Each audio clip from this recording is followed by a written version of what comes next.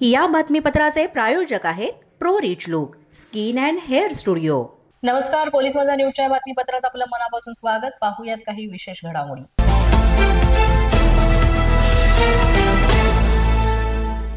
आर्थिक परिस्थितीनुसार आरक्षण मिळावं अशी भूमिका उपमुख्यमंत्री अजित पवार यांनी मांडली आहे। जातीपातीचा नात्यागोत्याचा विचार करू नका असं अजित पवार म्हणाले। जातीचं खूळ डोक्यामध्ये बसवण्याचा प्रयत्न केला जातोय, त्यामुळे तसं करू नका असं अजित पवार यांनी म्हटलंय। यावर एवढंच आहे तर अजित पवारांनी भुजबळांची हकालपट्टी करून आरक्षणावर बोलावं असं या सगळ्यावर जरांगेचे निकटवर्तीय गंगाधर काळकोटे यांनी प्रतिक्रिया दिलेली आहे।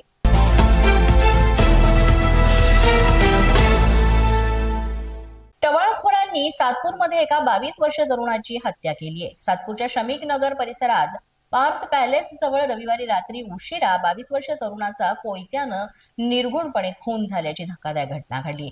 या मृत व्यक्तीचे नाव जगदीश भैया वानखेडे, राहणार श्रमिक नगर, मुळगाव सटाणा असं आहे। जगदीश रात्री काम आटपून दुचाकीवरून घरी परतत असताना काही टवाळखोरांनी त्याला अडवलं, त्याच्याकडे पैशाची मागणी केली। पैसे न दिल्यानं संतप्त गुंडांनी कोयत्यानं सपासप वार करत त्याचा खून केला। गंभीर अवस्थेत त्याला जिल्हा रुग्णालयात दाखल करण्यात आलं, मात्र उपचारापूर्वी त्याचा दुर्दैवी मृत्यू झाला। या घटनेनंतर त्याच्या नातेवाईकांनी रुग्णालयात गर्दी करत आरोपींना तत्काळ अटक करावी, अन्यथा मृतदेह स्वीकारला जाणार नाही असा इशारा दिला। या खुनामुळे सातपूर परिसरात तणावाचं आणि भीतीचं वातावरण निर्माण झालं। पोलिसांनी गुन्हा दाखल करून संशयितांचा शोध आता सुरू केलाय।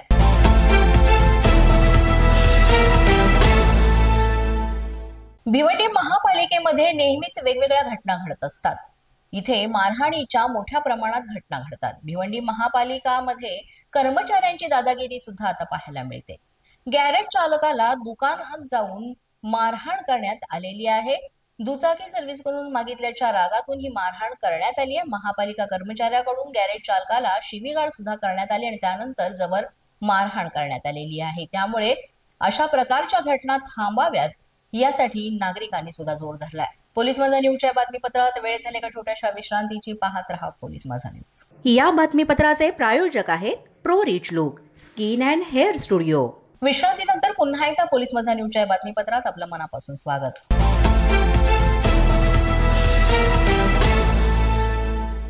पालकमंत्री आशिष जयस्वाल यांनी गडचिरोली जिल्ह्याच्या आरमोरी तालुक्यामधील रानटी हत्तींमुळे मारल्या गेलेल्या गुराखीच्या घरी जाऊन सांत्वनपर भेट घेतली आहे। शासकीय मदतीचा टप्पा म्हणून त्यांना 25 लाखांपैकी 10 लाख रुपयांचा धनादेश सुद्धा देण्यात आलाय। तर मुख्यमंत्री देवेंद्र फडणवीस यांनी दूरध्वनीद्वारे नागरिकांशी चर्चा करून रानटी हत्तींचा तातडीनं बंदोबस्त करण्यासाठी उपाययोजना करू आणि याकरता मनुष्यबळ लागत असेल तर ते सुद्धा उपलब्ध करू असं सांगितलं। त्यावर मदत नको, भरपाई पाहिजे असं बच्चू कडू यांनी म्हटलेलं आहे।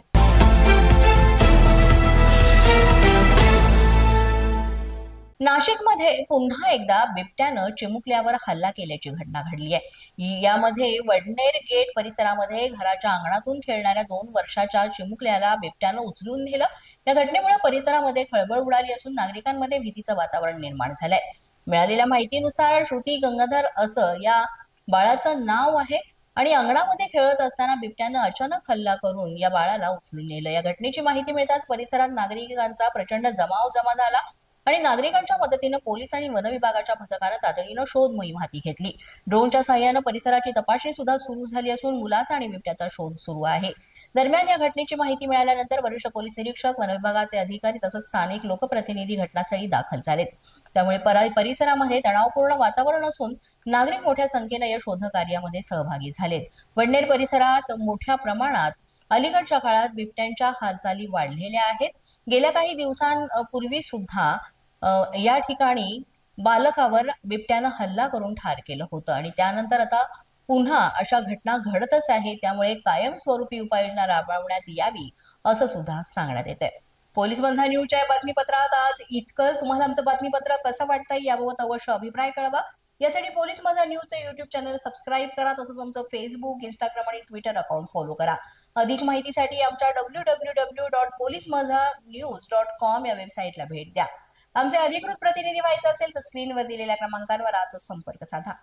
आजच्या बातमीपत्रात इतकंच। पुन्हा भेटूया पुढील बातमीपत्रात। तोपर्यंत पाहत रहा पोलीस माझा न्यूज।